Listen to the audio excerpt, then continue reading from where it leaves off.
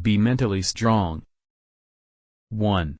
You understand life is cool when nobody knows anything about you. 2. You embrace consistency and discipline, not motivation and self-help books. 3.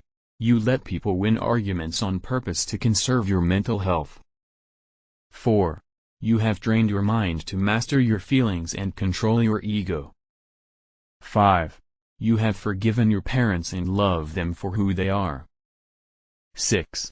You no longer entertain family members and friends who have zero ambition in life. 7. You don't force your beliefs on people. You understand that not everyone thinks the same way you do.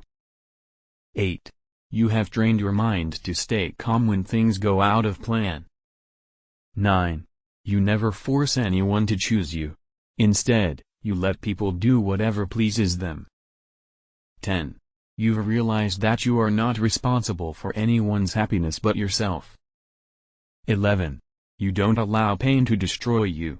Instead, you build strength from the pain. 12.